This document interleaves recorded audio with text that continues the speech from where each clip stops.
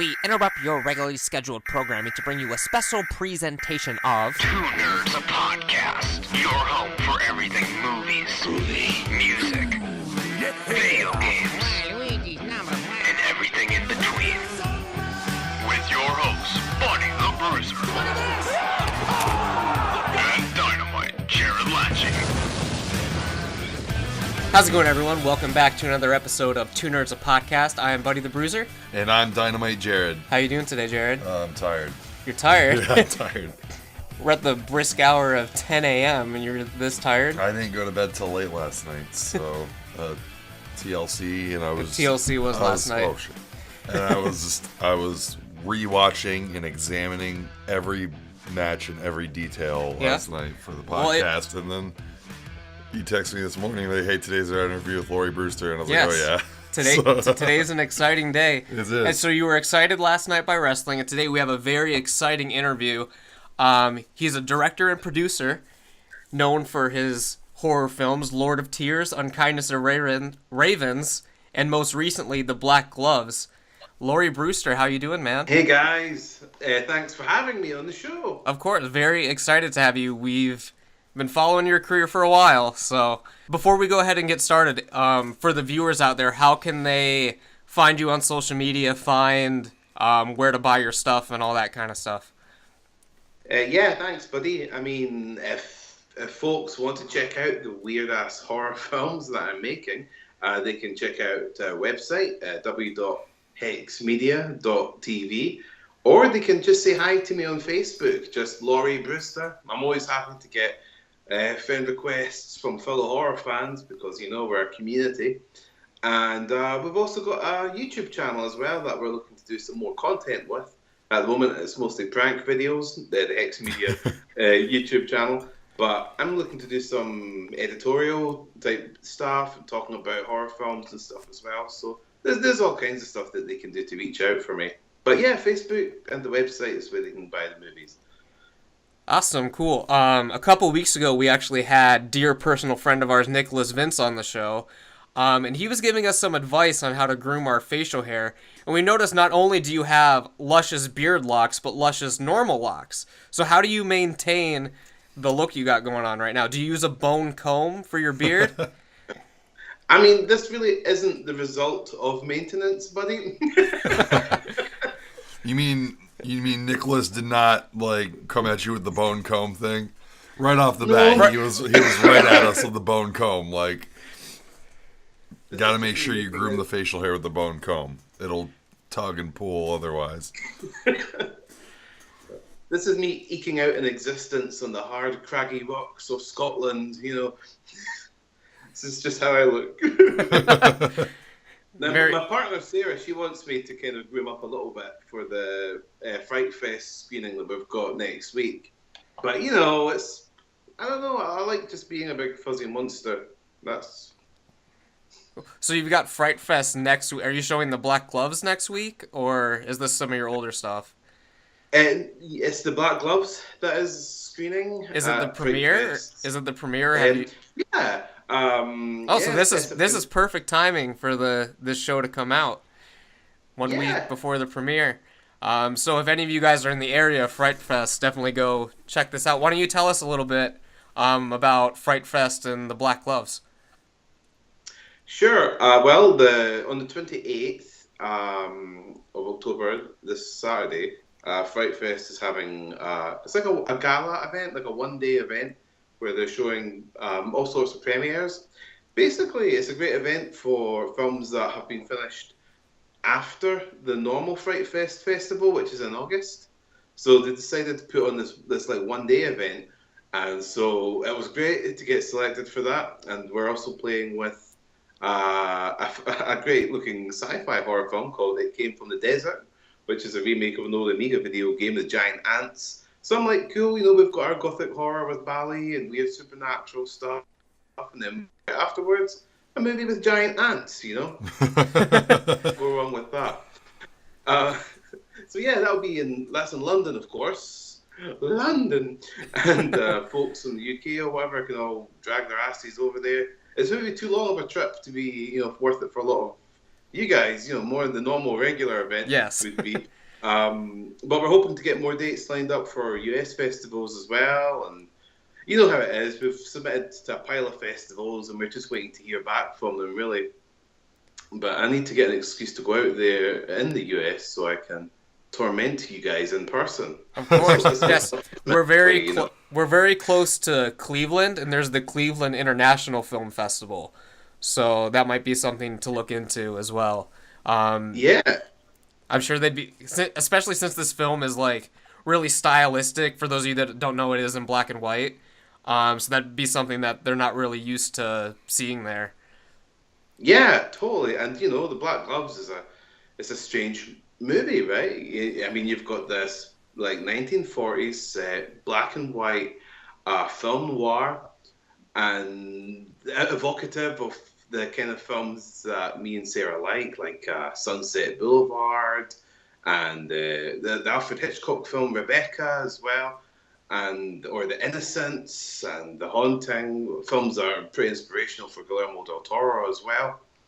And although we're into this kind of classic filmmaking, we experimented with that style. We also brought all this really weird, subversive shit that are topical modern kind of subjects, stuff to do with gender and role reversal, and obviously really weird, freaky, dark shit, because that's what we're about. Yes. As a horror film production company. So it was like, could we take an old style of film that would be more known for quirky dialogue and interesting characterizations, trying to break away from the archetypes, and at the same time bring in this very modern sense of horror and topical themes. So it's a really weird film. I mean, God knows it's freaky and horrific, but at the same time, it looks one way and it acts another, and that should be really interesting to see how folks react to that. Yeah, it should be. You're kind of known for when you have a horror film, there's always more to it. Like, for example, with The Unkindness of Ravens, it's not only a horror film, but it's dealing with PTSD and other issues that people can relate to. And we'll talk about that film a little bit later. But why don't you take us back to how you first got started with filmmaking? Oh, man. We're going back that far, are we? Hey, we went back to Nicholas's birth. He told us about... Oh, man, we went all the way back. It was from day one to modern day, like...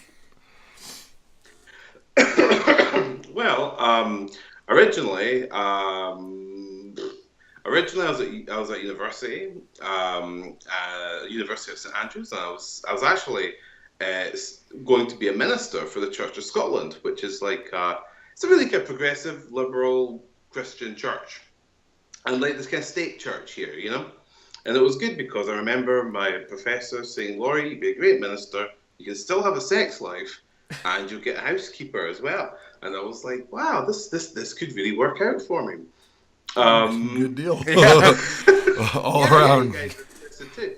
But I was always kind of a hippie though. Really, I was cool on a lot of different weird ideas about spiritualism and everything like that. But doing like that as a job, I wasn't so sure. I kind of fell into it. In fact, where I'm from in Scotland, which is like a kind of blue-collar part of a very blue-collar country, the county of Fife, the idea of working in film would just be insane. It'd be like, no, forget that. So anyway, it was when I was doing my exams on that degree that there was a couple of international students, and they were talking about their trials and tribulations making a film. And just by kind of listening in on their discussion, during the course of it, I just thought, wow, when I was a kid, all I thought about was making films, and yet here I am, and this would have been when I was in my very early 20s. I was thinking like, geez, why am I not trying to do something creative? I loved writing stories. I loved horror movies, like yourselves. I grew up trying to recreate my own video rental store in my living room or sitting room with VHSs of all my favorite horror movies. Well, we can relate. Sure.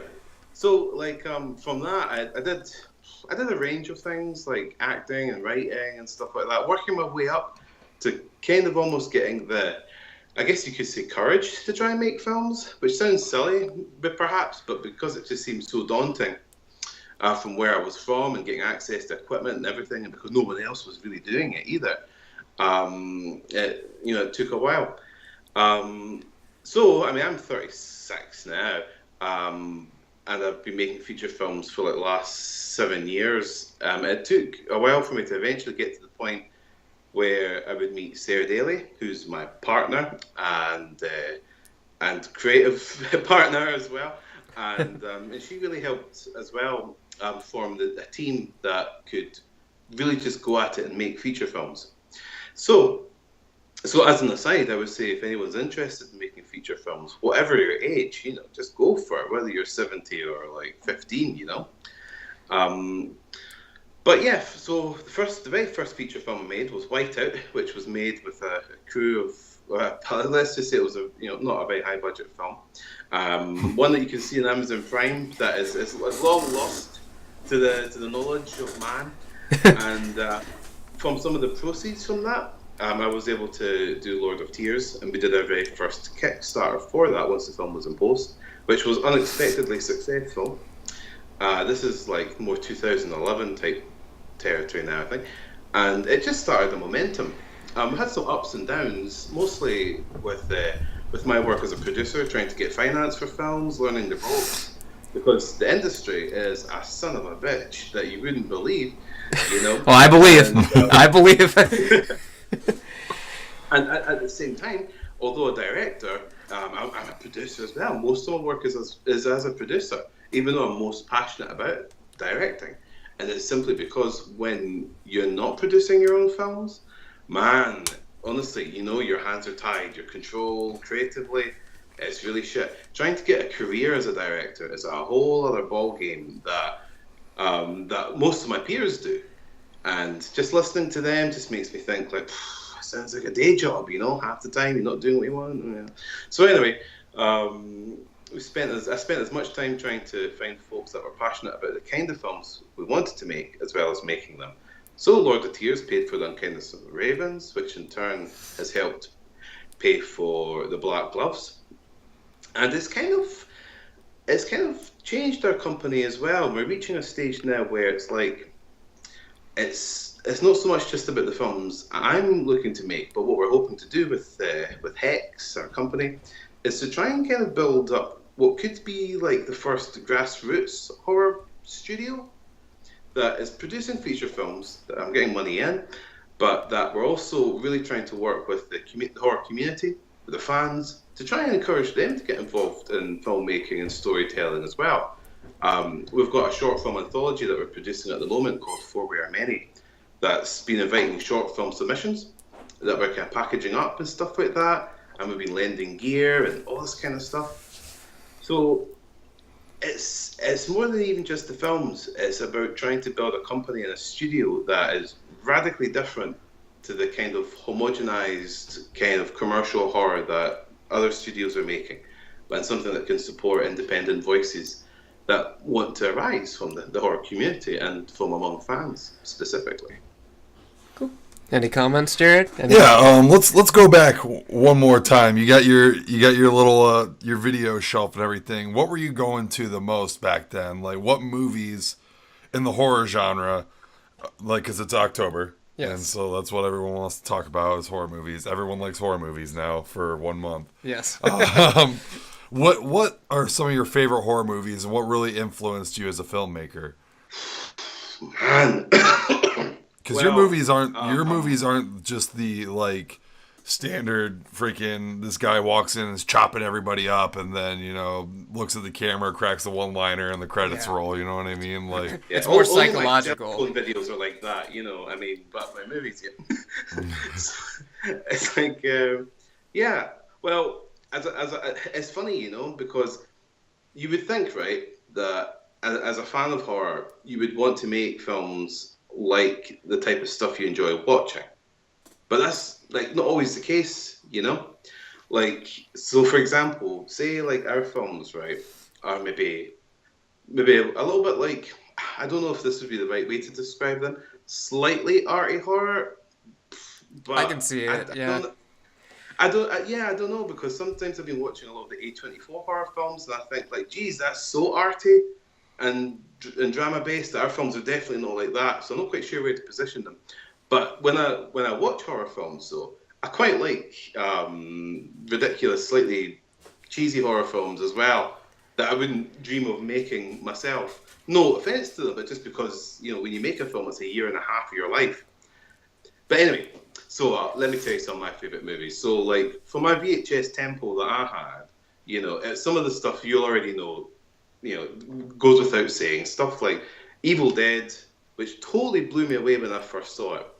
I was groveling to my mum when I was a kid for years when I saw the giant painted poster on the video store that we would walk past. I was going to primary school. I was like, I must see this movie.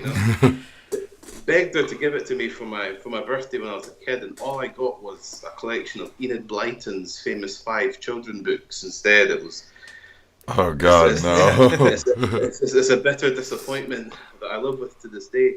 For a lot of British horror viewers, myself included, we grew up on Hammer, Yes. so like all the Hammer horror films and the AIP films with Vincent Price, like the Roger Corman ones, like The Full House of Usher, Mask of the Red Death, like The Terror. They blew me away because they were just brilliant characterizations, and there was an element of camp to them, which I didn't appreciate at the time, which I've certainly embodied in some of my films. But I loved those movies, and but then as I was getting older, like getting exposed to more adult horror films, which ones are like ahead of their time, like Evil Dead or Hellraiser, for example, as well, and stuff like that. It was like, wow, horror can be really like out there, really more adult. The Thing as well. I mean, these are the kind of horror films that I really like watching. I've also got a soft spot for creature features as well, like stuff like Critters and Slugs and stuff like that. I love Critters. Yeah. Critters 1 and 2. I can't make it to 3. One of my favourite horrors is the Frank Darabont penned remake of The Blob as well, the 1980s Blob. Yeah. Yeah. That gave me nightmares for a long time when I saw the poor guy screaming inside the Blob practical effects. And then, like in Britain, we've got the whole Gothic tradition that we take quite seriously. So you have some of the films that I mentioned that had inspired the Black Gloves, films like The Innocents and The Haunting. These really creepy chillers, these black and white chillers that would kind of get under your skin without being gory or stuff like that, and that kind of stuff. Plus, I'm also a big fan of the J-horror films as well. Like when they first came out, when you first got like the Japanese Ring and Grudge and stuff like that. That and a lot of the Kyo Kurosawa. Is it Kiyoshi Kurosawa? Akira Kurosawa. Oh, I love the Akira Kurosawa. But okay, it's a different Kurosawa. There's all kinds of Kurosawas running around over there. Because the other chap I'm thinking of did Pulse, Cairo, and the recent film Creepy as well, and stuff like that. But yeah, Akira Kurosawa was, like so many directors, also a massive inspiration to me as well. In fact, it was probably his films that actually got me into filmmaking. I was really there was one night when I was young, I was really depressed. I was fed up with everything. And I was channel hopping at like 3 a.m. or something, and there was this 4.5 hour Akira Kurosawa medical drama called Redbeard, where Toshiro Mifune plays this provincial doctor that brings hope to a village. And I was like, by the end of it, a total mess. I was like, oh my god, this powerful, amazing. Yeah. So I was like, yeah, fuck it, let's make films. So yeah, those are some of my inspirations. Very cool. So, humble beginnings from watching Evil Dead and The Blob. You decided you were into film, but you actually started in commercials and short films. How did all that come? And you've actually worked with some big names in the short films. So how did all that come about? Well, so I'm in Fife and I'm having to pay the bills, and the idea of doing that with feature films at the time felt like a mile off. I also hadn't met Sarah yet, who really help by working together to make things happen. And so it just became the idea that, well, if I do commercials, if I do corporate videos and gumph like that, basically, then I could pay for nicer cameras and stuff like that. Do you know what I mean? It kind of went like that. When I met Sarah, I'd become a little bit cynical about what I was doing, and the dream of actually making films was kind of starting to fade a bit.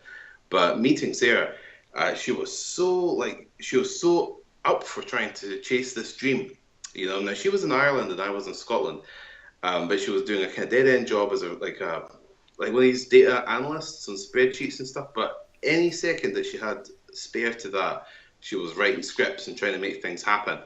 And I was really into the girl, you know, as I am today. And I was like, I've got to try and impress Sarah. I can't just be telling her that I do corporate videos. It's time to chase this dream properly. And you know, so I started making short films of her scripts. At first to try and impress her, but then, then because it was like, oh my God, this is what I'm supposed to be doing. And it might sound strange, you know, the idea that you have this dream and it comes and goes, but that's what it's like. You know, when you're trying to chase something, it is nebulous. It slips between your fingers because normal life will come at you with something that you don't expect to distract you, you know. So actually, it's a constant fight to keep chasing what you want to do, whatever that might be. But in any case, with Sarah, it really got anchored because, like, we started collaborating, and she really made me a much better artist. And for Sarah, as we became an actual couple in a relationship, it was cool because she could come over from Ireland. She didn't need to do the job, and I saved some money from the corporate business stuff, and we got placed together, and we were like, right, this is like, you know, ground zero. We're going to start doing creative stuff. And so in respects to the short films, well, man, after just a few months of working together and stuff and putting material out there, we got like cold call from Joseph Gordon-Levitt. And he's like, hey, bro, you know, can I make a movie of one of your scripts, you know? And I was like, totally thought it was like a prank call, you know? But I was like, okay, it's Sarah, you'll want to speak to her. And man, from that, we made 2 short films that played at Sundance and South by Southwest. And so Joe, he was acting in them, so was Channing Tatum. And I was also acting in the film as well. Basically, I was playing a waiter, and and Joe and Channing Tatum were playing 2 guys chasing the same girl that was also in this kind of weird, like steampunkian setting in a restaurant, you know. And yeah, it was really cool. Joseph Gordon-Levitt, great guy, and Sarah, from her connection with Joseph Gordon-Levitt, he helped her by giving her cool opportunities to write for live shows and other short films as well. So, like, for example, Gary Oldman's performed their script stuff, Anna Kendrick's, and even, you know, the singer Sia with the crazy blonde hair at the front? I'm You know, not. she did that. No, I'm not familiar actually. Oh, man. If she's really commercial, that's probably why, because I like kind of keep out of like the current like Music scene. like She did that song Chandelier with the little girl prancing about. no, still not. I keep my music taste, like, generally I'm like in the 80s and 90s with my music taste is where I like to stay Yeah, well, and keep it that way. I'm 70s and 80s myself. In any case, like, she performed one of her. She performed a song because Sarah's a singer-songwriter as well, so Sia covered one of hers. And man, even Anne Hathaway like performed some of Sarah's stuff as well, you know. So that's cool. And here's the thing, right? That can sound totally amazing, but it's like a lot of things in the creative industries, to actually monetize opportunities is a whole different game altogether. So you would get cool personal experiences, and they were really, really amazing experiences. Also getting a chance to meet John Lennon's son, Sean Lennon, or Sean Ono Lennon as well. Like, who's like a friend of Joe's, who took us out to dinner. Amazing musician, lovely guy. All this kind of cool stuff that was kind of happening. But like, you would still come back and you'd be like, right, how are we going to pay the rent? Yeah. Because that's what it's like. So that was cool, and it did give us a bit of credibility, I suppose. So when you are trying to get investment and stuff like that. I mean, our films, like the first films, like Lord of Tears, were really low budget, like really low budget. So we had to kind of work that way as well. But man, it kind of seems like a miracle even today that we've been able to grow a business slowly but surely, and it's just been from thanks to those opportunities at first, and then just lots of more kind of conventional networking and going to meetings and being a producer. Yeah. Even with this hair. So what do you do in your producer meetings here? Is the hair still flowing beautifully or whatever, or do we have the ponytail? Are we looking a little bit more professional? Can you imagine? Yeah, I got a chrome silver suit and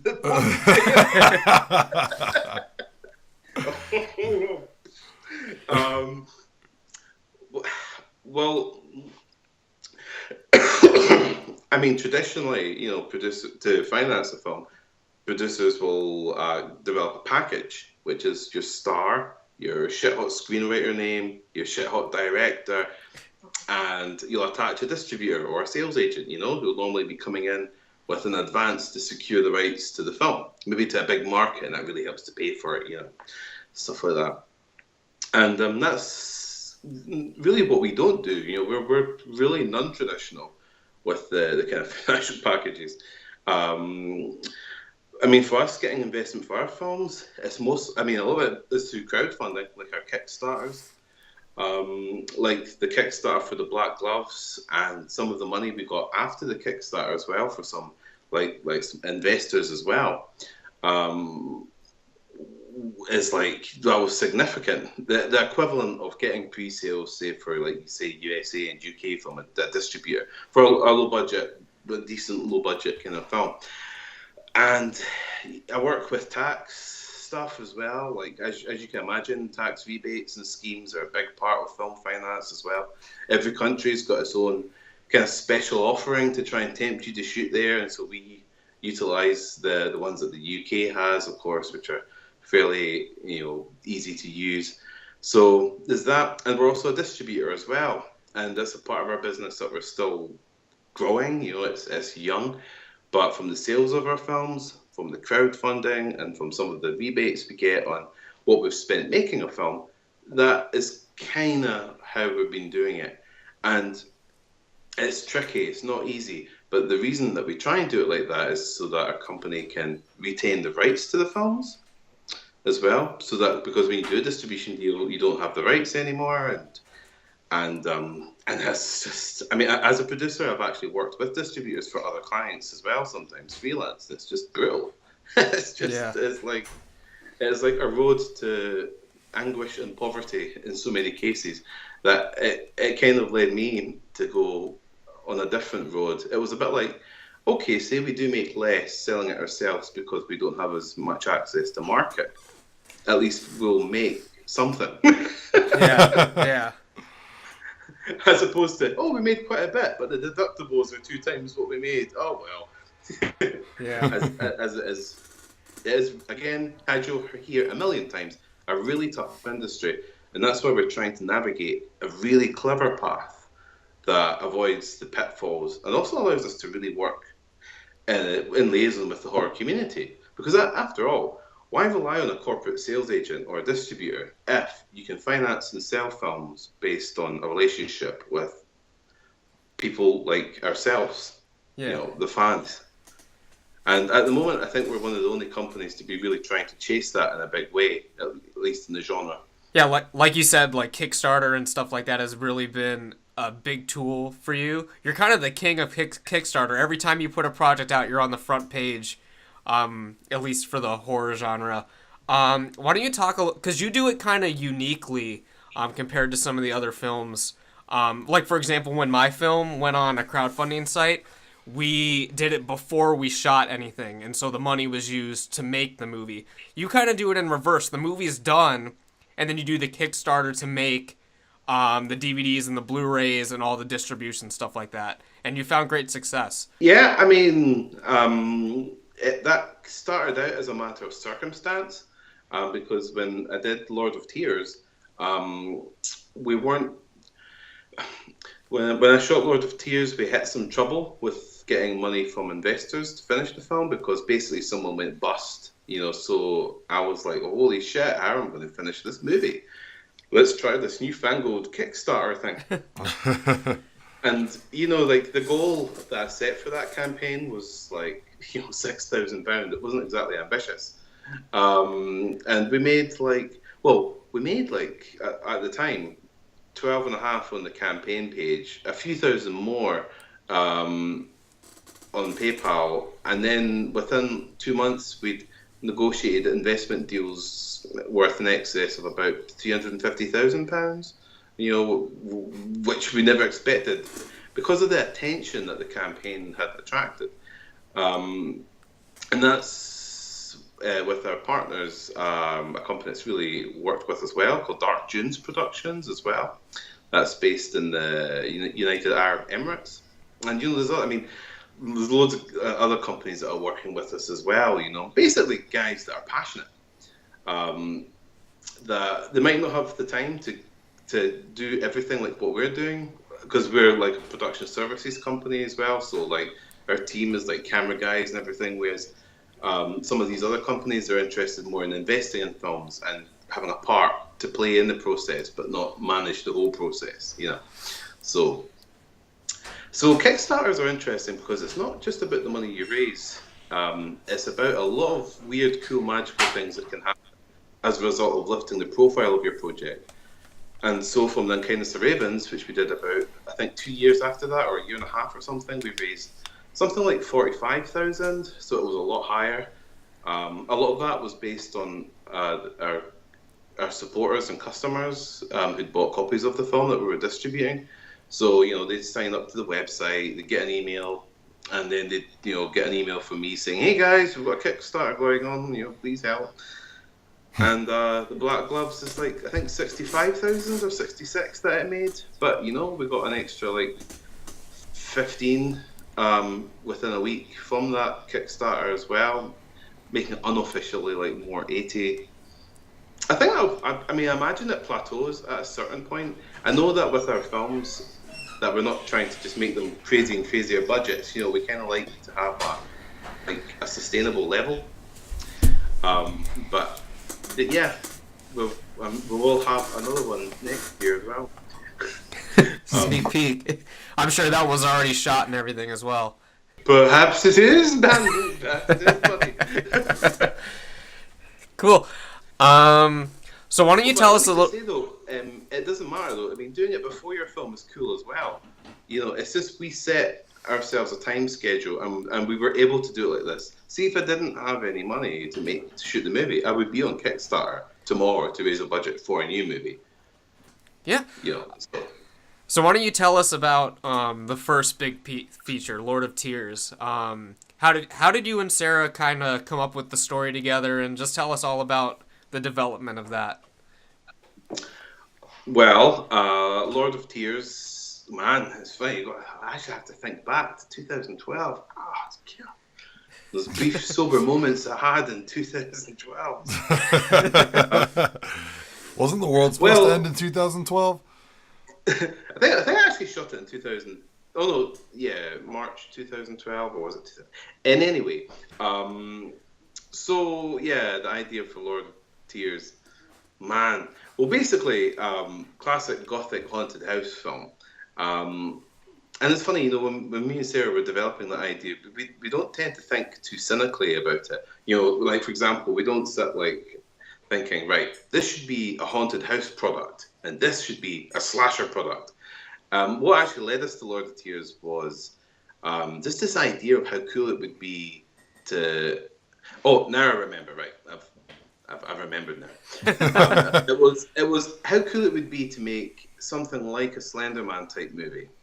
Right, that was it. Because we loved the idea of. We loved Slender Man, but we knew we could make a Slender Man film. And there wasn't everything about Slender Man that we were into either. It was more the idea that it was, wow, an immortal stalker, you know, that it's just this figure that you see that is like an omen of death and disaster and is mysterious, you know. And so with respects to Lord of Tears, I was like looking through my old notes for like religious history, things like that I'd studied. Um, I'm a massive aficionado of history and the history of religion and mythology and everything like that. And so I was trying to find something that could be the voice, the entity of this stalker that would bring about disaster to people's lives that maybe hadn't been depicted in the horror genre much. So eventually, like, we end up with the god Moloch, who's like a god of wish fulfillment that would demand human sacrifice and had all this cool kind of esoteric stuff about it and had been worshipped in various forms for centuries. But one of the problems, though, was that his depiction was normally that of a bull, like a brass bull. And I was like, shit, I can't have a movie with this stalker dude having a cow's head, you know, like, Yeah. that would be very scary. But then we found that this cult worshipped Moloch in a different depiction as an owl as well, sometimes conflated with Minerva's owl, which is a god of wisdom that is depicted, I think, on the US currency as well, actually, little owl. And we were like, okay, if it can be an owl, you know, like anthropomorphically depicted humanoid with an owl's head, then that's kind of working. And when we were looking at like designs and ideas, we came across these set of Victorian Christmas cards that showed animals, you know, dressed in little Victorian suits and things. And it was like, oh, of course, let's get the owl dude in like a cool kind of Victorian costume. So he's wearing a tail suit. And we can give them, and then we started thinking about the language you could speak in as well, like, because they're like writing poetry and weird nonsense kind of stuff as well, like words and things like that. A bit like the strange kind of language you would get in Clockwork Orange and stuff like that. So we were like, well, let's have the Owlman speak like that as well, and we'll try and get a really cool actor with a menacing voice. You know, we went with David Schofield for that one from like American Werewolf in London and stuff like that, and the story kind of was crafted around him, really. So, like, we tend to start by just finding that cool inspiration first, and then creating a story around it, almost as if we were the documentarians of what would happen if certain people came into contact with this weird and horrible thing. Cool. So what was I remember we spoke a couple years ago, and you told me you shot the entire movie in 14 days, I believe. And for me, like, I can't even imagine, because it took my movie 2 months to shoot. So I can't even imagine. How was it shooting it so quickly? Yeah, it was great fun, buddy.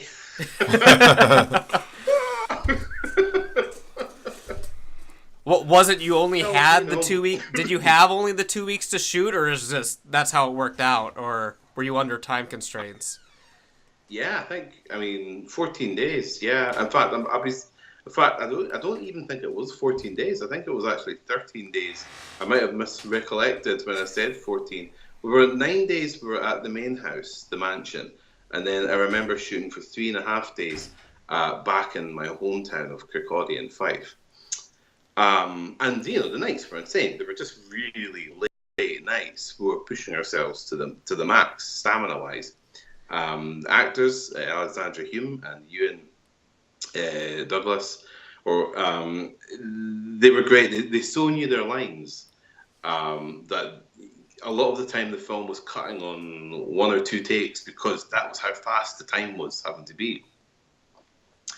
And you also notice with the cinematography as well that it's quite modest. I mean, there's no tracking shots, for example, or anything like that, you know, which saves a lot of time. Like, you set up a tracking shot, you could kiss goodbye to 40 minutes, you know, put it on the sticks, it could be like 10, 15 minutes, you know. And then obviously the handheld sequences are a lot faster, you can ramp that up. And plus, we were lucky as well. We had a great team. They didn't complain about lack of sleep. They're mostly just like our friends, you know. I mean, honestly, every day I think we were totally giddy because of lack of sleep. We were just totally, it was like absurd humor all the time during the making of that film. But yes, it's just what you do. It's what you can do. It's what anyone can do if they want.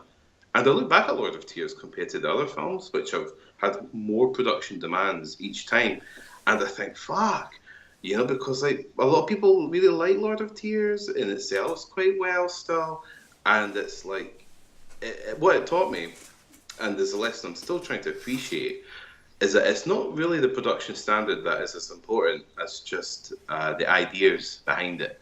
Like, you can make a film with really modest resources, but if you've got some good ideas, then fucking save yourself a lot of money and time. Just shoot with what you've got, you know, and not panic about trying to sell the real deal, because it really doesn't make much difference to as much as you think to customers or distributors. Did you have any comments or questions about Lord of Tears? Man, I watched it so long ago. I just remember seeing the trailer for it. I think on Facebook. I think me, you, and Miles all like blew up that trailer. We were like, we gotta see this. Like I was like, oh shit! Like, it was just such a creepy trailer, and it's just like, oh, and then you got it, thank God, because I'm always broke, and so.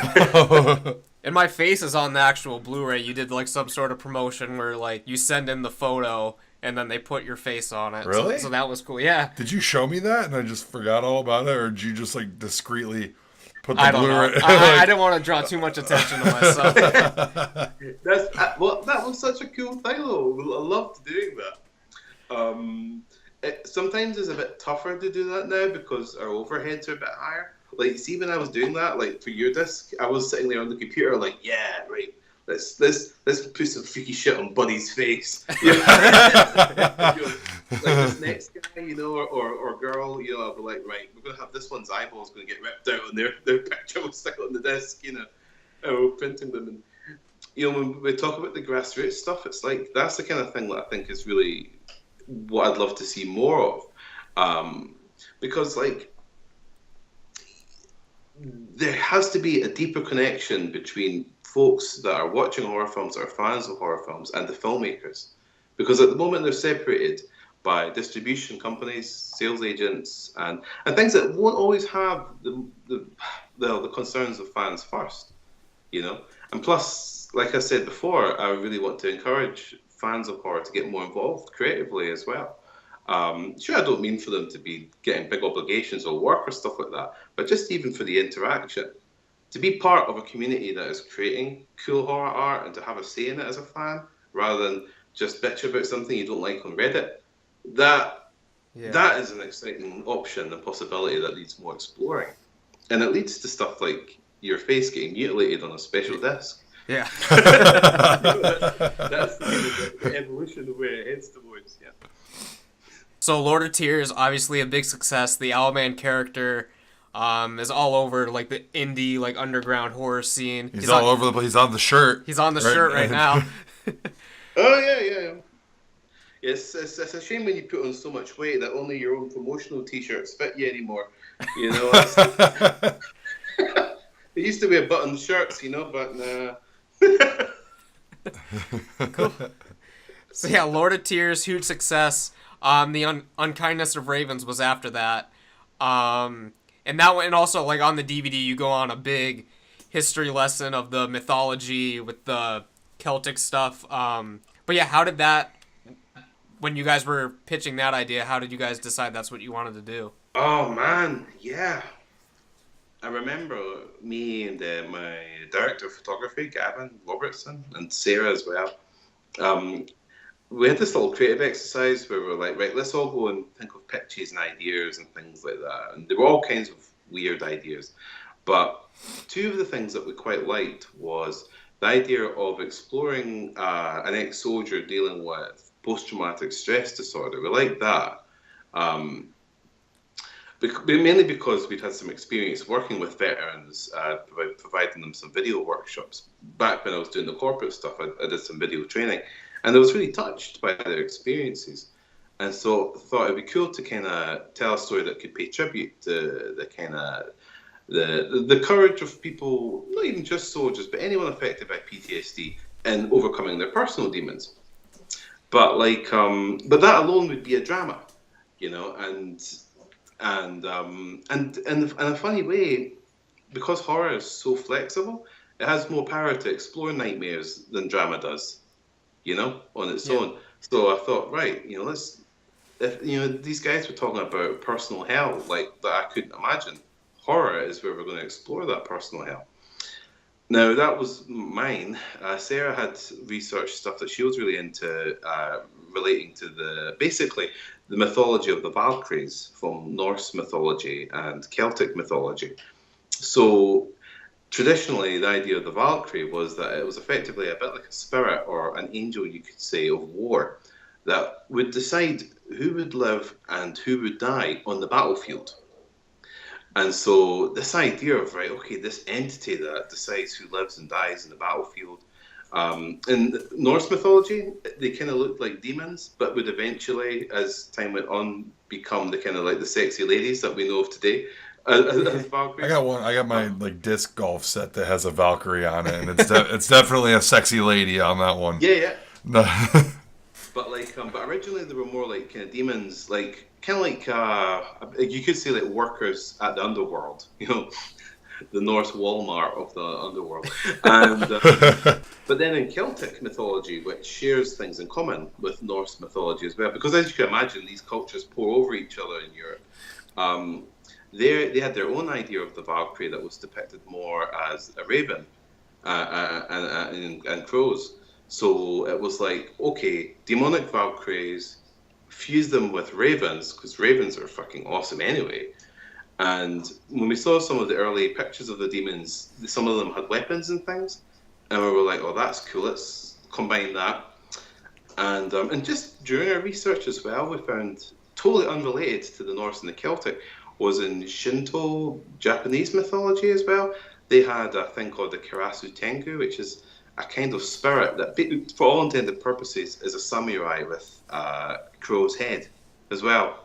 So I was like, oh, well, there we go. Yeah. With crow heads, Valkyries, and like Celtic raven demons, I can see a marriage happening here, And so in Ravens, which is as a horror film, the ravens manifest as one of two things, depending on how you wish to interpret the film. One as a psychological manifestation of the character's survivor's guilt, depicted by this spirit of who would decide, who would live and who would die. Of course, because our hero is, obviously punishes himself for his failure to save his friend. That the idea of this being like a kind of horrible shadow world parallel to our own, in which these things inhabit and have detected him. In the film, it makes out that if you reach such a low point, that these things can start to sniff you out and kind of gather around you and then try and take you over the edge so they can bring you back to their realm. And I don't know if you noticed, but there's actually an Easter egg as well in that film that relates to the Owlman from Lord of Tears. Jared is not familiar, but I haven't seen Unkindness of Ravens yet. But Buddy has informed me now that a lot of these movies are connected. I mean, we love the kind of mythologies that like H.P. Lovecraft developed as well, stuff like that. And we thought, it'd be damn cool to really flesh out this idea of an interconnected kind of mythology. Not something that you need to know to enjoy the film, but something that if you're into it and you enjoy the extras, especially some of the extras in Ravens are really trippy. Like the Wheel of Pain, like it's like this is like one of the extras in Ravens is like this 25-minute delve into weird like occultism inspired by the Raven Warriors. It's probably creepier than the film, It's weird shit. But like if you read that and you soak it all up, then there's Easter eggs in the films, and we'll probably do more of that But yeah, we like to kind of, they're part of the same kind of universe, you could say. And in Lord of Tears as well, we actually foreshadow the Ravens as well, and their connection to the Owlman. If you notice with Lord of Tears, before anything horrible kind of happens, we have crows and ravens. So we had some ideas even then as well of the latter role they would play. Yeah, so Unkindness of Ravens is a really powerful film, and one of the things I think, well, one of the best aspects of the film, I think, is actually the music. Would you be able to talk a little bit about, because Sarah did a lot of the music, right? Yeah, she did, and a few of her friends as well. Joseph Ruddleston as well did some beautiful tracks as well. And Yusuf Khalil, this Syrian composer, did some of the kind of more electro kind of stuff as well, and kind of orchestral style stuff. Yeah, the music for every film we make is like just so important to us, and we always release a music CD soundtrack with every physical release, and and the music is like 99% original. We take the creativity of the creative process of music production as serious as we do the film, because it's part of the story being told. And plus, it's a really cool thing as well. You could take that CD soundtrack and just experience all this fire stuff, Yeah. But for Unkindness of Ravens, we were inspired by like kind of like offbeat 70s films, So there's a kind of like you could say there's a kind of a folk sound to it, but it's kind of a subversive kind of like take on folk music. And most of the songs are adapted from like 16th, 17th century songs, that would have been sung by soldiers like hundreds of years ago, Jesus. and then updated into kind of like the kind of modern songs.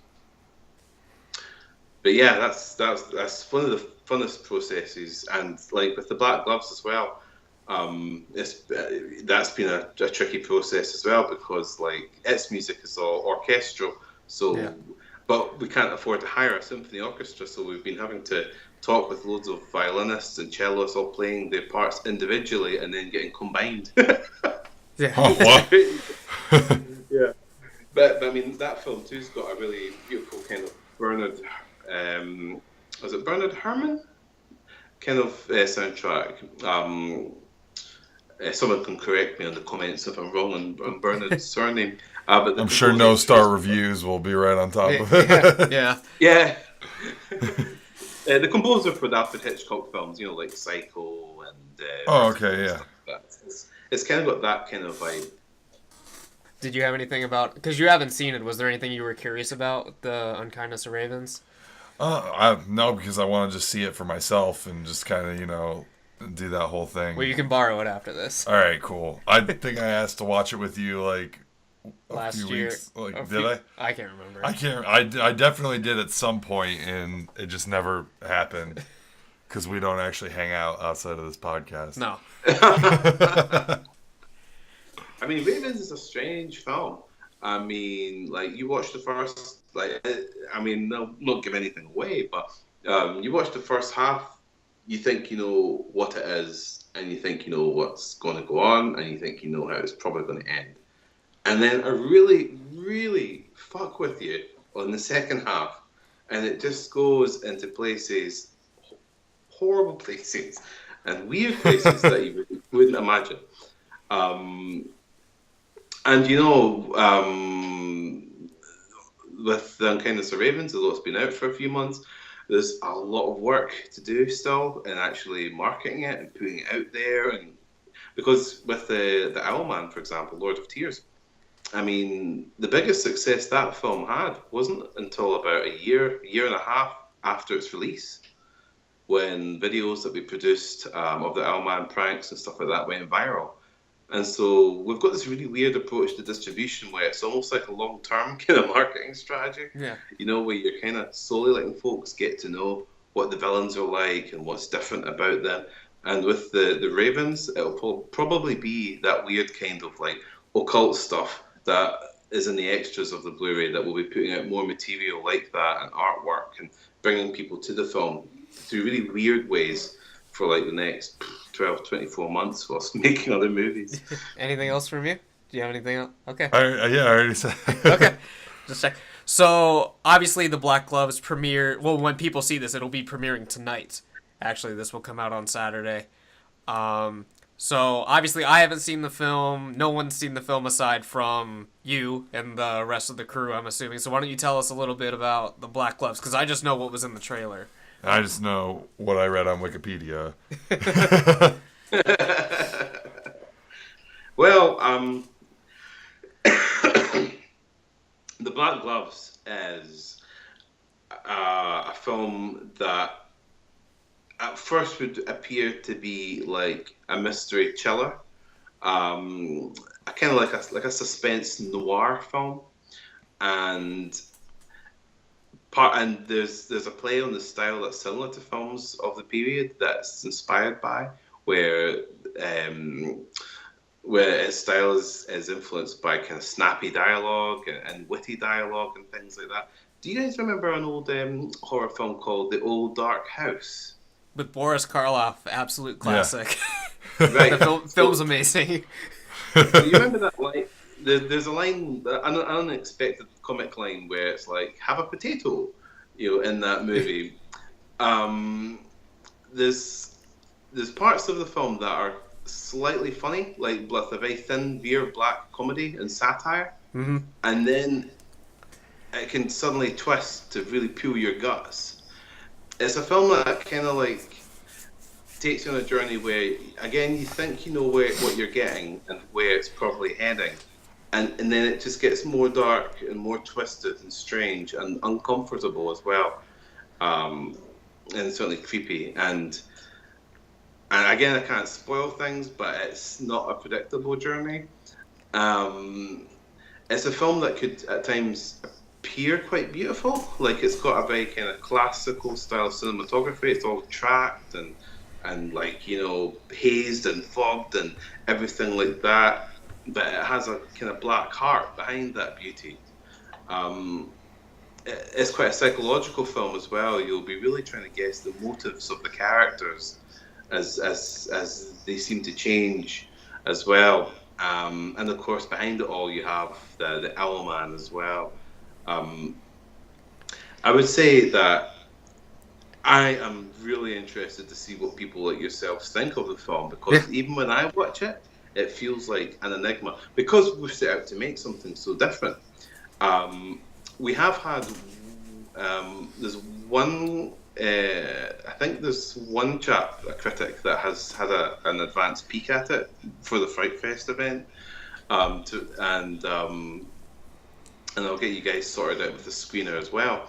But he was like, "Whoa, that wasn't what I was expecting," and he was like, "That's good, but that's really weird." Oh.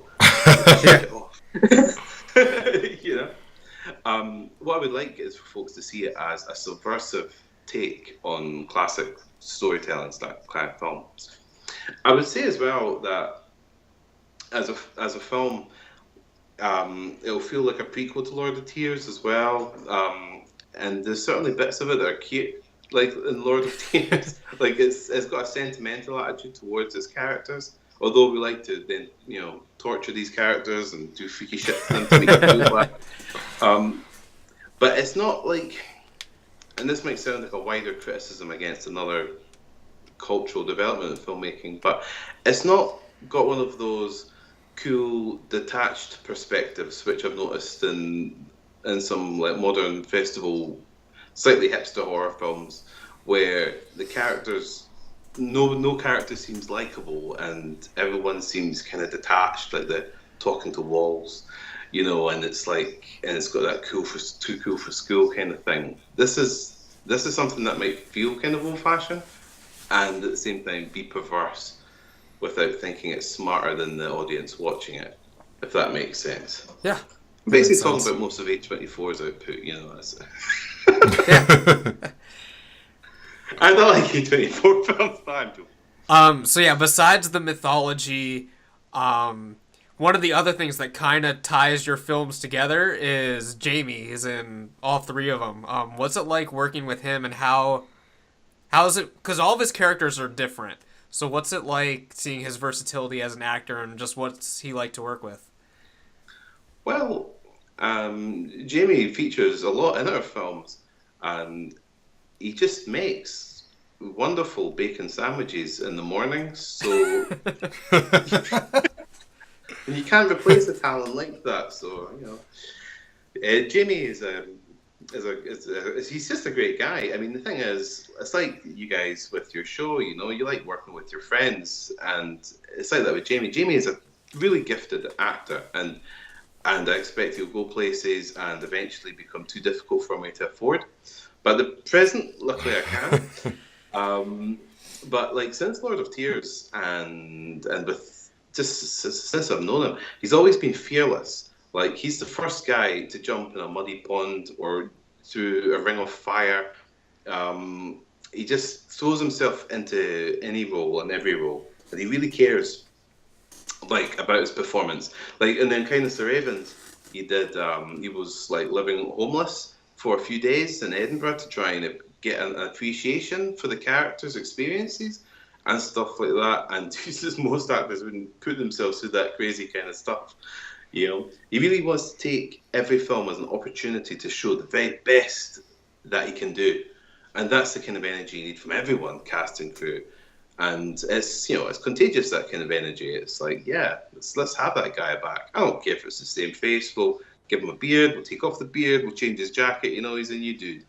Plus, I think in a way it's kind of cute. It's a bit like what I like about the Hammer films as well. You would get your Peter Cushing or you'd get your Christopher Lee and these kind of familiar acting faces. Yeah. Even American Horror Story plays off that as well. When you see Jessica Lange again, it's like, okay, cool. So, yeah, I think I quite like having the same kind of actors. We do have new actors as well. I've got Macarena Gomez in her first English language film since Dagon with Stuart Gordon in The Black Gloves. So we'll keep expanding our actor family, but I think it's good to be loyal to your cast and your crew, who've been there at the start of your journey, trying to help you build something. It's like, well, you want to kind of like reward them and let them be part of a process that is improving. Yeah. Buddy, why don't you ever make me bacon sandwiches in the morning? I don't, because we don't hang out outside of this podcast. You were here this morning. You could have. I could have whipped something up. Yeah, you could have whipped something up before we started today. That's cool. You see some other directors kind of do that too. Like Sam Raimi, he's always got his brother and Bruce Campbell around somewhere in those damn movies. They're cruising around somewhere in there. Kevin Smith has the same actors, but then when they got too big, he had them come back for cameos, and they're self-aware in the movie, like, oh, I'm just here for a friend, and stuff like that. It's a really good thing when you're working with people that you already know what to expect from, because filmmaking, as you guys will know, they bring about so many unexpected events that any chance of reducing unexpected surprises or not horrible surprises is a good thing. So having an actor who's a known quantity, it's like, oh, that's one less stress. I guess that's another reason. Yeah, I can see that. It's a lot easier to work with people that because I know, for example, when I was working on a film, one time we had to cut an actor from a scene and rewrite everything just because he didn't show up one day. So it's good to have reliable people that you can count on to always be there. So. In other words, not me. In other words, not you. No. So, obviously, stylistic-wise, Black Gloves is very different than your other films. What made you want to, first of all, do film noir style? What was your thought behind that? Why did you want to do a film like that? Well, I guess, one is because I've got a great love of those films, film noir, early cinema, stuff like that. But at the same time, though, you don't make a film just because you want to replicate what you've already seen either. You know, we had all these ideas that we think are like innovative and very relevant to the current climate that we're in, culturally, politically, you name it. And so we get to explore style that is historical that we like, but we get to put fresh ideas into it that are very relevant to the present. But I'd say as well, though, that I don't know. It's funny, as different as it seems, making like a period set film, black and white, like right now. I think it was just because to make a film in the current conventional style would just be a bit dull. Like at the moment, like the festival circuit, which is kind of like what we'll look at for our idea of what horror is like, really, because you have Blumhouse say, but I mean, you know, like $1.5, $2 million films that have guaranteed theatrical releases aren't really the same playing field anyway. It's like, right, good luck, guys. You do your thing. That's great. So you look at films more at your level, and for us as a production company, as a distributor, we want our films to get into cool festivals that can help raise the profile of the films and help sell them and blah blah blah. And they also, the festivals give you a good idea of what the style of films are that are current, that are trending, as they were. To use a terrible word. And at the moment, I just wasn't really that satisfied with the current trend of films. You know, this is a theory, right? It might sound controversial. See if you guys think I'm full of shit on this one. Or we're all about controversy on the podcast. This is all. I'm not even sure myself if this is right. It's just an idea I've got that I've been floating around with. But you know, when I was growing up, I was thinking like of the horror directors like Wes Craven, John Carpenter, and all these guys. They've come to symbolize the genre that we've developed, that we've loved.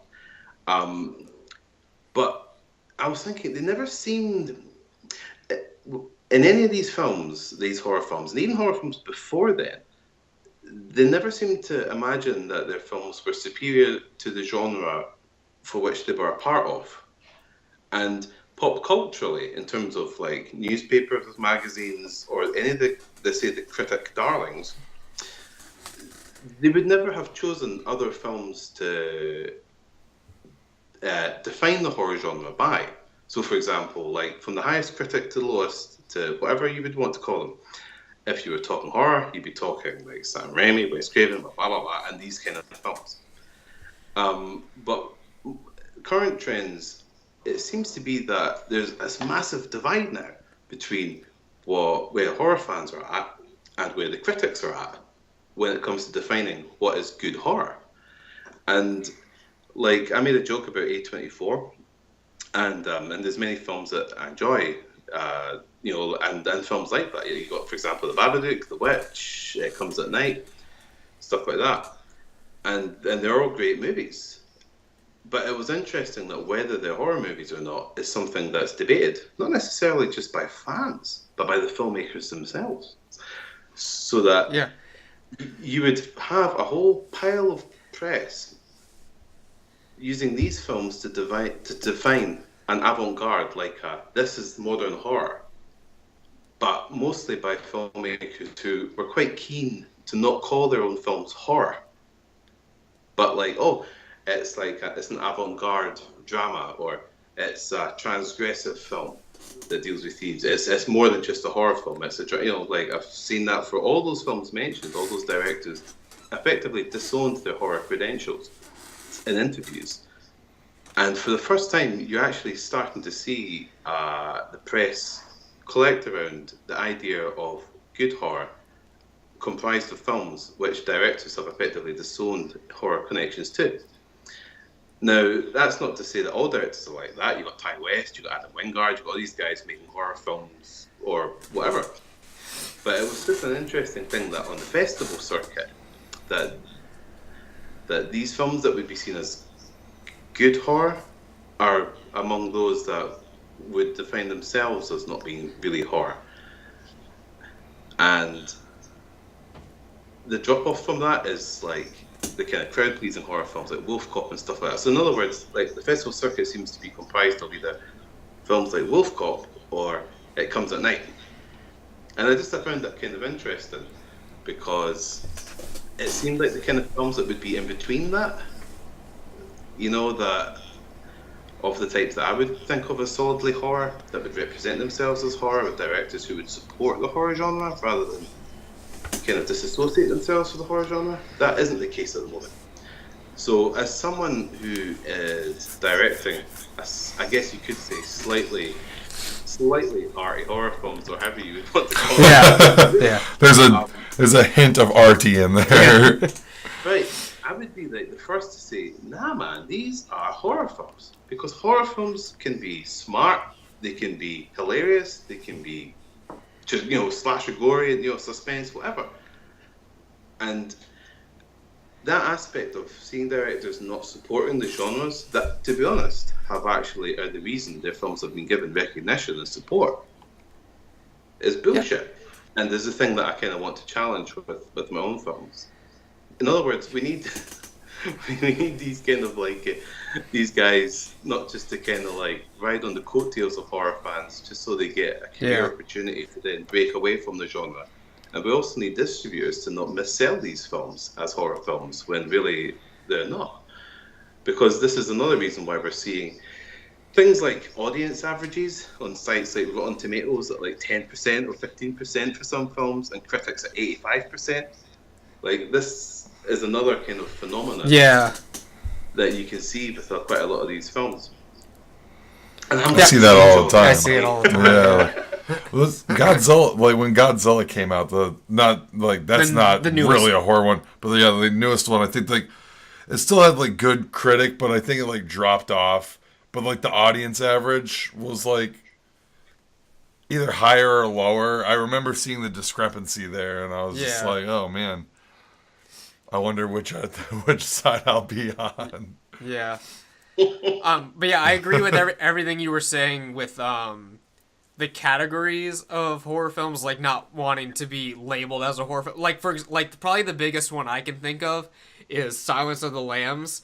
That's a horror film to a lot of people, but it started winning a bunch of awards. So it's like a suspense thriller, they call it, and stuff like that. To me, honestly, if we're going to get into Silence of the Lambs, and I'm going to argue with you here, that movie to me is not even really a horror movie until, the closing, 20 or so minutes of it. Whereas, the rest of it is just, this, dialogue between Lecter and whatever the detective's name is, or whatever, that does come off to me as kind of a thriller. But I'll counter that with Misery. And Misery is definitely a fucking horror film, and that one they kind of try and take out of that realm too. I mean, it's an interesting thing to consider what feels like a horror film and what's not. But what I think is always undeniable is when directors themselves in interviews disown the genre that they've utilised to build an interest around their film. That maybe if it hadn't done so well, sure, it's a horror movie. Oh, but now it's in Variety. Oh no, it's a psychological drama exploring. Yeah. It's so much more than a horror movie. It's and to me, with the when I was saying about exploring PTSD with horror, it was because horror is so free, so lacking in the kind of judgmental restrictions that would apply to, say, drama or any sense of realism, that it was the liberating voice that could explore something serious like PTSD. Horror has the potential to be the most interesting, intellectual, and serious explorer of ideas and important values as it does in being entertaining. It really is the stuff of dreams and nightmares without restriction. So when you see filmmakers making out that it's the plaything of children and that they're making something more hoi polloi, it's bullshit. So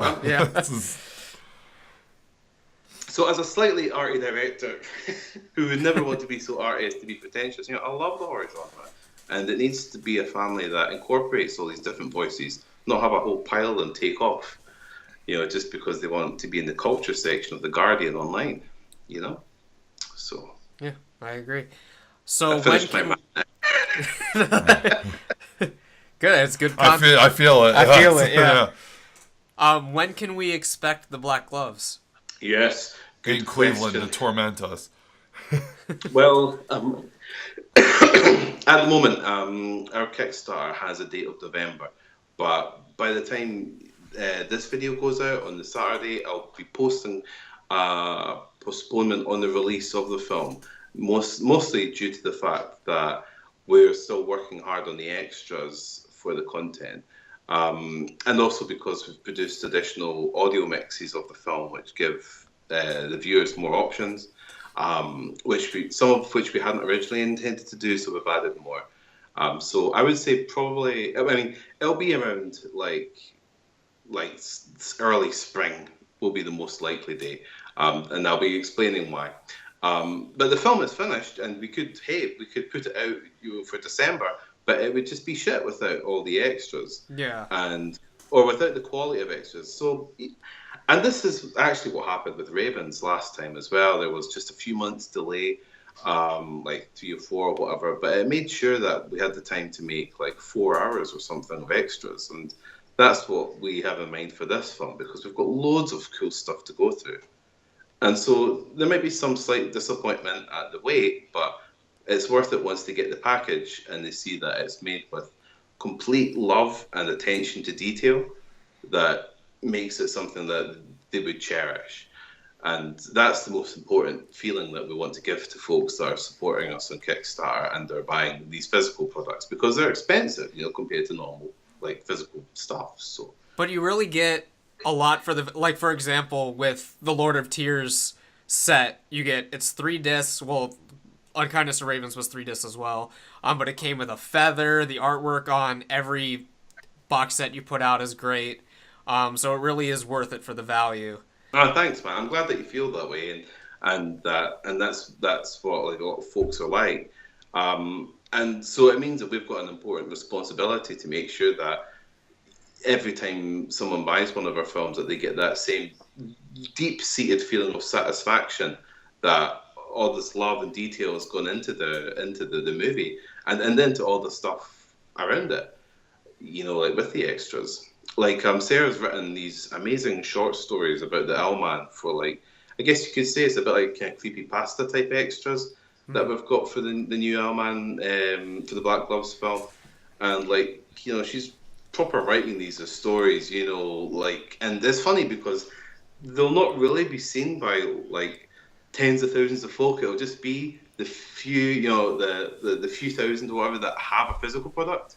So there's so much creative contributions and energy being put into something that will only really be appreciated by a smaller amount of people. But that's what makes it special.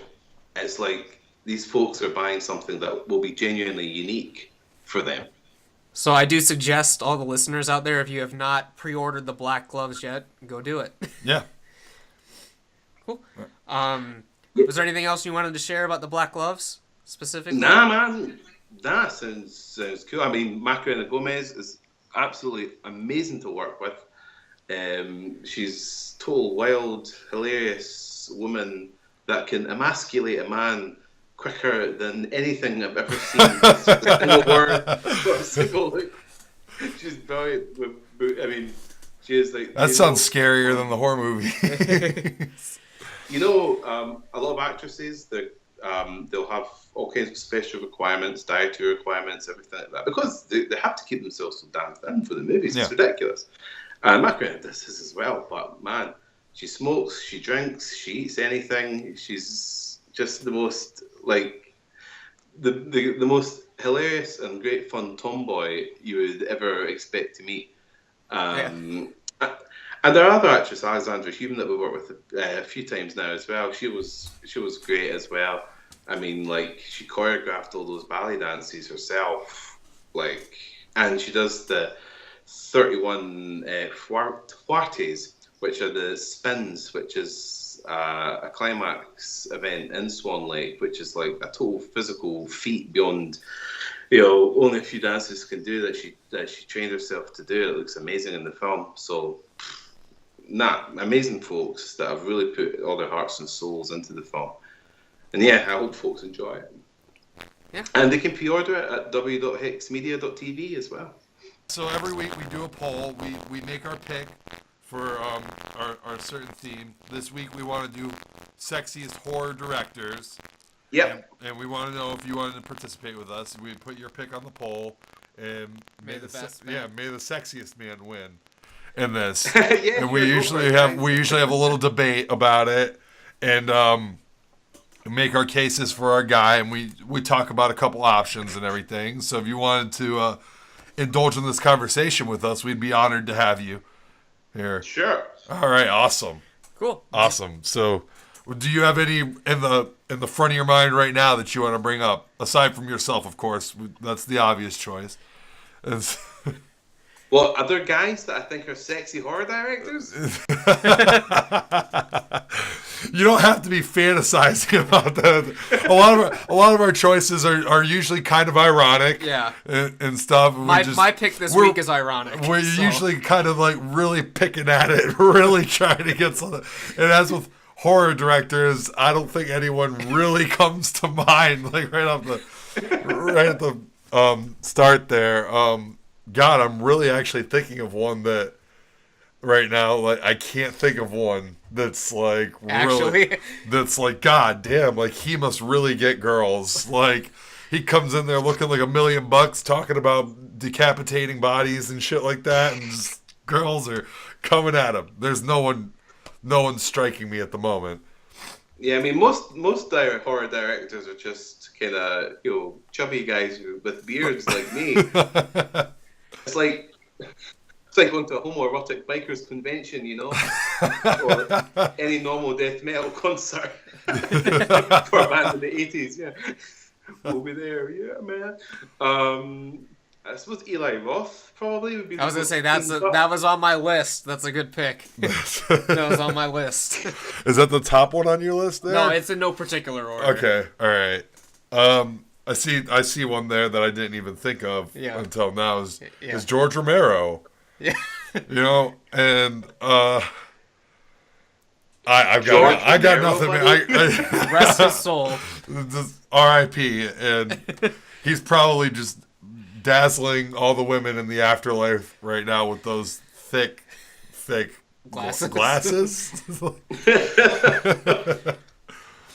You know what? Did Tom Savini ever? He directed Night of the Living Dead in the 90s. Yes, he did. And maybe something else. And yeah. Tom Savini was Sex Machine. Yes.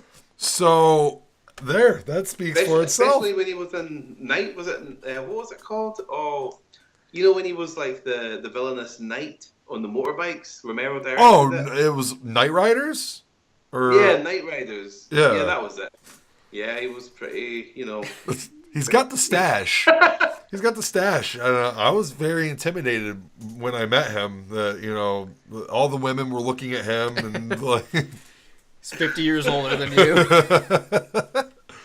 Actually, Miles went to Tom Savini's school. Yeah, and he said that Tom Savini is like so like.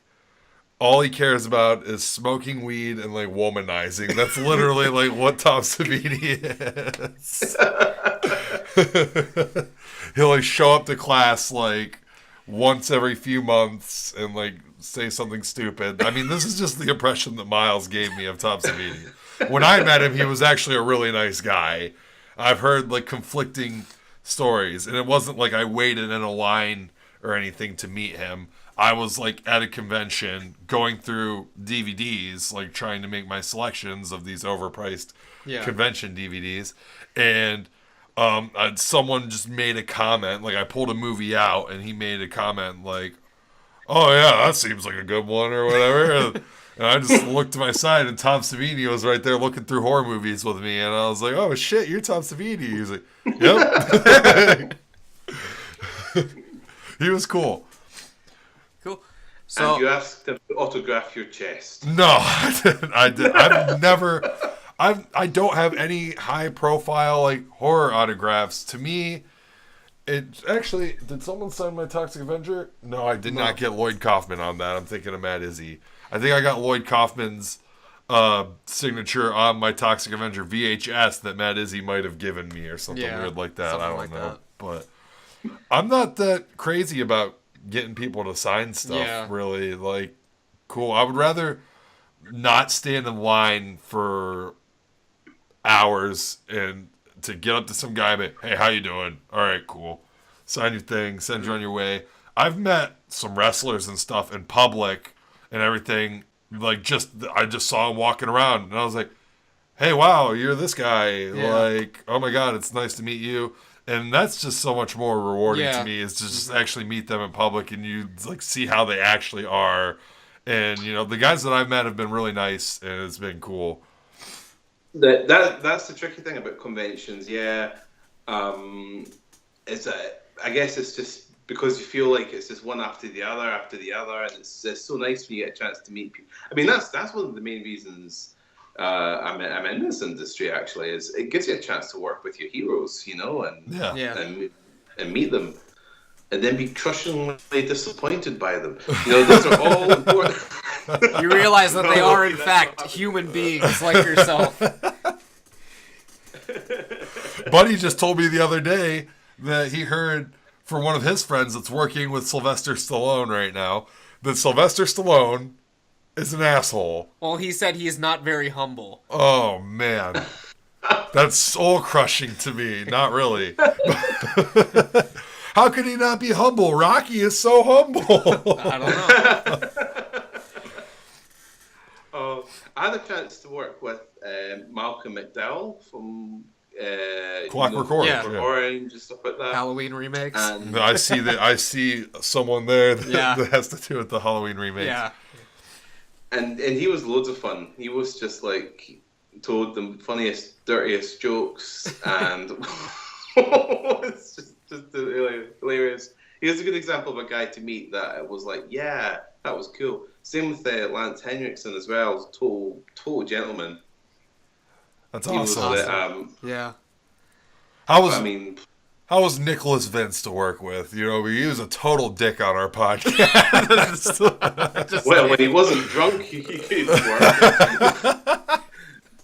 Nah, Nicholas Vince was he was just Nicholas is a friend of yours, a friend of mine. He's just this kind of like, I was going to say big lovable bear, but he is lovable bear.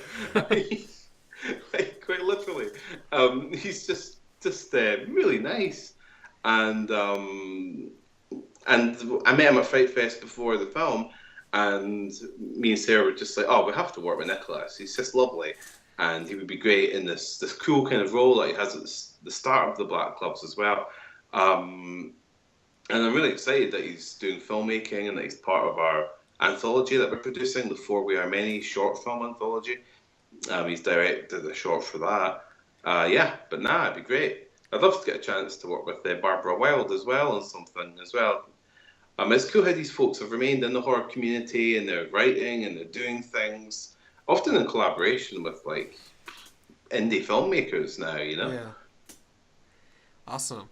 So, we got way off topic. Yeah, we got into a whole nother This realm happens here. all the time, every show. But do you have a pick for the sexiest horror director of all time? You're going to force that on him right now?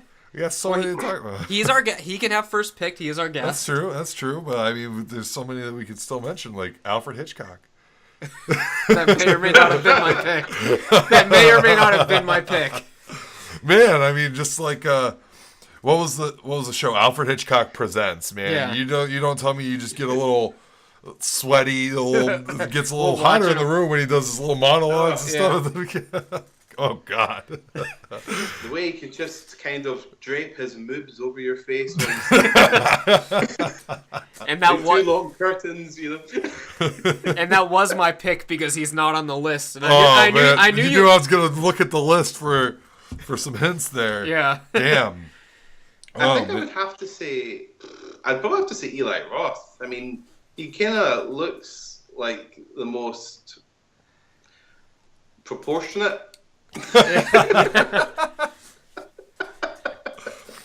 Which I can say as a disproportionate looking horror director, you know. Romero's he looks like a guy. He's a dude. If not a little skinny in his later years. Man, If you're into that sort of thing, yeah. if you like that super skinny, like fucking, no disrespect to Ted, if you like that super skinny bag of bones, George Romero might be your guy. Yeah. Oh, I had somebody, and then you know who's not, as far as I know, maybe in his older years, maybe got a little out of shape. I don't know. Wes Craven. Wes Craven was proportionate, and you know what? He's got that kind of Yeah. sophisticated look. You know, like got the little bit of facial hair and Yeah. he was. I think Wes Craven might be sexy. Yeah. To- In his older solid years, choice. his nickname was the Silver Fox. oh, so Apparently, yeah, damn, that might be my pick. I didn't. Yeah. I was not aware of that nickname. yeah. You want to go with Craven? Oh man, there's also John Carpenter, who's John Carpenter. You know, he had that whole like '70s like look to him that he was probably in some orgies or something. Yeah. Yeah, he would be the most enthusiastic member of any 70s swingers club. Yes. Man, I might be You bouncing would need two between. towels for John Carpenter. Yeah. I might be bouncing between. How about Roger Corman? He certainly likes sex. Yes, he does. I mean, Roger Corman is quite a mature gentleman as well. I mean, I think Yeah. it would be a bit like making love to one of those hairless cats. But if you're into that, that's okay. I mean, Even like now when on you the podcast, you're bringing these horrific images. A true master of your craft. Oh man, damn! I'm just trying to think of like other directors to bring into this, but I've been stuck on Carpenter ever since I proposed Carpenter. this thing. But now that I've brought up Wes Craven, man, he might be like an actual logical pick Yeah. for this. He's that- got that sophisticated, sexy Is that your rest of pick? soul. I might have to go with Wes You're going Craven. with on this. So we've got Wes Craven, Eli Roth. I could go with the irony factor with Alfred Hitchcock, which was my original idea. Guillermo del Toro is also another ironic pick. You like the portly fellows? You know what's not ironic is even though he's not like sexy in the just look at him sense, but Rob Zombie being a rock star. You just keep stealing the words out of my mouth. You know, him being a rock star has that kind of sexy factor to it. He's definitely very dirty, and some girls are into that. The gruff look. I might go with Rob Zombie on this one. My pick. What do you think that he actually is like in the bedroom? Do you think it's like some sort of BDSM, or do you think he's just like really boring? that is what I'm suspecting with Rob Zombie. I don't know, buddy. I think he could be pulling your hair, pressing you against the bathroom wall. I don't know. I think that is a Rob Zombie experience, probably. Yeah. I mean, we could tweet him, but I don't know if he would respond. We could ask him, what is your sex life like? I think that it's all a big ruse. I think that Rob Zombie channels this stuff in his movies and in his music, but in actual sex life, he's just a boring son of a bitch. Right? He gets it all. He blows his load in his music and his movies, and then that's it. He probably doesn't even like sex.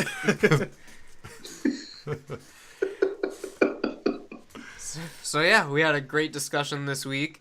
I guess I will stick with my gut. My original pick, which was not on my list, Alfred Hitchcock. Alfred Hitchcock. Alfred Hitchcock versus Eli Roth. There's got to be versus something Wes sexy about Hitchcock because literally everyone on the planet just copied him after that and wanted to be like him. So there's got to be something sexy There's about something. that. Yeah. You don't just copy someone because they're not getting chicks. Yeah. You know. All right. But yeah, that's about all we have this week. If you guys are out there, make sure you follow Lawrie Brewster on Twitter, Instagram. I don't know if Hex Media has an Instagram. Yeah, I mean, the best way is if people want to just add me on Facebook, that's cool as well. Cool. And you can follow us on Twitter, Facebook. All the links will be in the description for everything. Thank you for joining us today, Lawrie. Huge thank you. Yes. I'm sorry that I was so tired. It's okay, you livened up. But yeah, it was a pleasure As to soon as find... we start talking about cocks, I liven up every time. But But yeah, it was a pleasure talking to you, Lawrie. No, thanks guys for having me on the show, and I always love chatting with you guys, and then I'll be happy to come back and introduce you to new strange perversions as well. So that's good. Yeah, next time you're coming out with a new movie or something, you can feel free to get a hold of us. We'll put you on the show, and you can promote it to our fan base. But no, guys, just thanks so much for the support, and thanks for having me. Awesome, thank you. And this is Buddy the Bruiser signing off. This is Dynamite Jared signing off. Thank you.